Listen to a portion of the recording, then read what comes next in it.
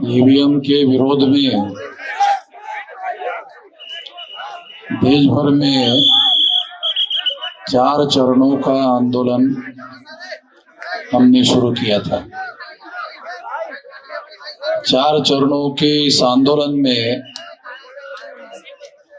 आज का चरण जो है चौथा चरण है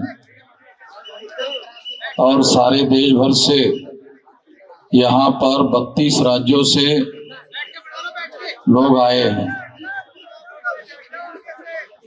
32 स्टेट से लोग आए हैं और ईवीएम के विरोध में सारे देश भर में जब हमने इसके बारे में सबसे पहले शुरू किया था,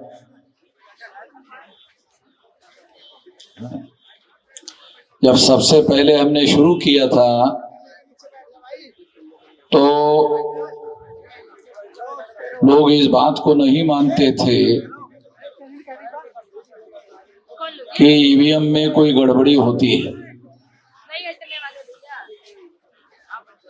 मगर जो लोग इस बात को नहीं मानते थे कि ईवीएम में कोई गड़बड़ी नहीं होती है, कोई घोटाला नहीं होता है, अब लोग सारे देश भर के लोग ईवीएम में घोटाला होता है इस बात को मानने के लिए राजी हो गए। हम सब लोगों के लिए खुशी की बात है कि अब सारा देश जो है ईवीएम में घोटाला होता है और घोटाले से चुनाव हो रहे हैं, इस बात को अब लोग मानना शुरू कर दिए हैं। 2019 के चुनाव में चुनाव आयोग ने ये कहा था कि ये जो डाटा है, ईवीएम मशीन का डाटा है, पेपर ट्रेल का डाटा है, इसे साल भर सुरक्षित रखा जाएगा। मगर चुनाव आयोग ने 4 महीने में ही इसे नष्ट कर दिया। 4 महीने में नष्ट क्यों कर दिया? क्योंकि चुनाव आयोग को मालूम था कि ईवीएम में जो घोटाला किया गया है उसका दस्तावेजी प्रमाण, ये पेपर ट्रेल मशीन का जो कागजी एविडेंस है उसमें डॉक्यूमेंट्री एविडेंस है कि ईवीएम में घोटाला किया गया है। इसलिए चुनाव आयोग को ये चीज मालूम होने की वजह से इसे चुनाव आयोग ने साल भर सुरक्षित रखने के बजाय 4 महीने में ही नष्ट कर दिया। साथियों, मैं थोड़ा आप लोगों को बातें समझ में आ जाए, क्योंकि जो बात मैं समझता हूं वो बात आपको भी समझ में आ जाए कि ईवीएम मशीन को किस बैकग्राउंड के तहत लाया गया, तो आपको ये बात समझ में आ जाएगी। इस देश में बैलेट पेपर पर चुनाव हो रहा था और जब बैलेट पेपर पर चुनाव होता था तो 84 में काशीराम जी ने ये नारा लगाया, वोट हमारा राज तुम्हारा, नहीं चलेगा नहीं चलेगा नहीं चलेगा, ये काशीराम जी ने नारा लगाया था। तब भारत का जो शासक वर्ग था उनको ये लगा कि जो लोग शासक चुनने का काम करते थे और दूसरे ही लोगों को शासक चुनते थे, अब कहने लगे वोट हमारा राज तुम्हारा, नहीं चलेगा नहीं चलेगा, तो अब ये लोग अपना शासन बनाना चाहते हैं। अपना शासक बनाना चाहते हैं, शासन बनाना चाहते हैं, अपना राज बनाना चाहते हैं। आप लोगों को याद है या नहीं है मालूम नहीं कि 84 को 14 अप्रैल 84 को काशीराम जी ने बहुजन समाज पार्टी बनाई और 81 में 6 दिसंबर 81 को उन्होंने एक संगठन बनाया था DS4। कुछ लोगों को जानकारी होगी, कुछ लोगों को जानकारी नहीं होगी। हम तो इस आंदोलन में शुरू से संघर्ष में शामिल होते रहे।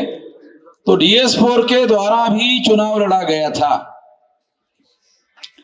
और चुनाव लड़ने की वजह से इस देश के शासक वर्ग में ये मैसेज गया था कि अब ये लोग शासक चुनने का जो काम करते थे, क्योंकि वोट के अधिकार में 2 अधिकार शामिल है।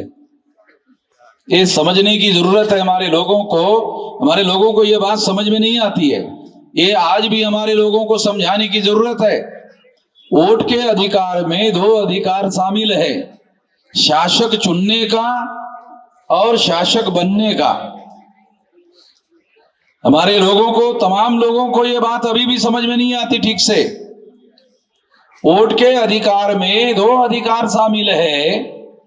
एक अधिकार है शासक चुनने का और शासक बनने का। तो हमारे लोगों की औकात 84 तक, हमारे लोगों की जो औकात थी, मूल निवासी बहुजनों की औकात थी कि वो वोट के अधिकार का उपयोग शासक चुनने के लिए करते थे और ये मानते थे कि शासक बनना हमारा काम नहीं। हमारे लोग ऐसा मानते थे कि शासक बनना हमारा काम नहीं है, इसलिए वो शासक चुनने का ही काम करते थे और दूसरों में से शासक चुनते थे।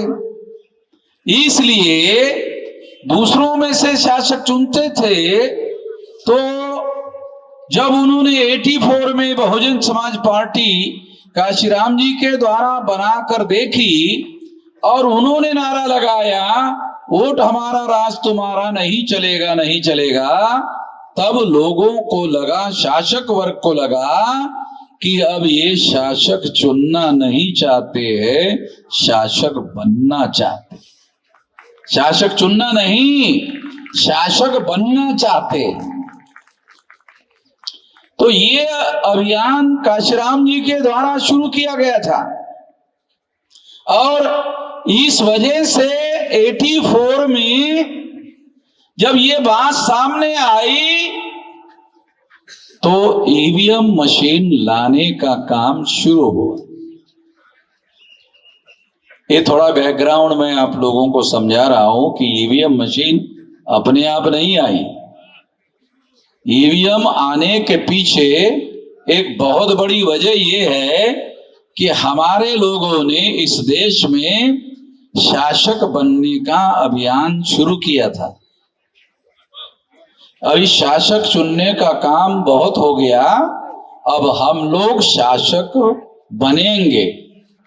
ये अभियान जब शुरू किया गया था, इसको रोकने के लिए ईवीएम मशीन लाया गया और उसके बाद में 20 साल तक इसका प्रयोग किया गया।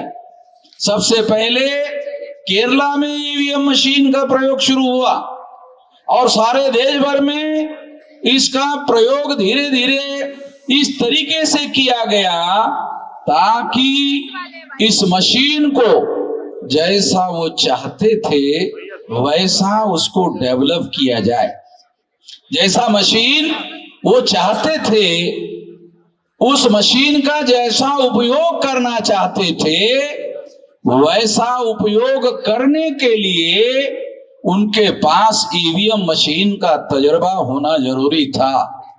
इसलिए 84 से लेकर उन्होंने 2004 तक ये प्रयोग किया और 2004 को फिर सारे देश भर में ईवीएम लागू किया।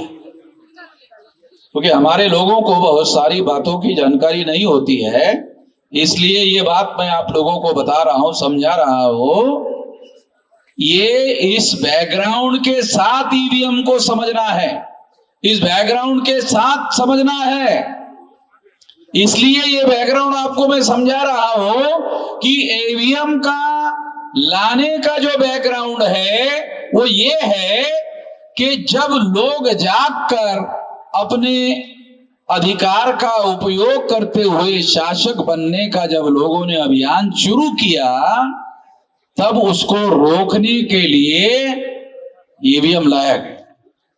तो 2004 में ईवीएम का उपयोग करके कांग्रेस की सरकार बनी। ये सोचना गलत है कि केवल बीजेपी के लोग ईवीएम का इस्तेमाल कर रहे हैं, केवल बीजेपी के लोग ही ईवीएम का उपयोग करके शासक बन रहे हैं। ये बात सही नहीं है, इस तरह से सोचना सही नहीं है। 2004 में कांग्रेस ने ईवीएम का इस्तेमाल करते हुए सरकार बनाई, 2009 में कांग्रेस ने सरकार बनाई, और जब इसके सबूत डॉक्टर सुब्रमण्यम स्वामी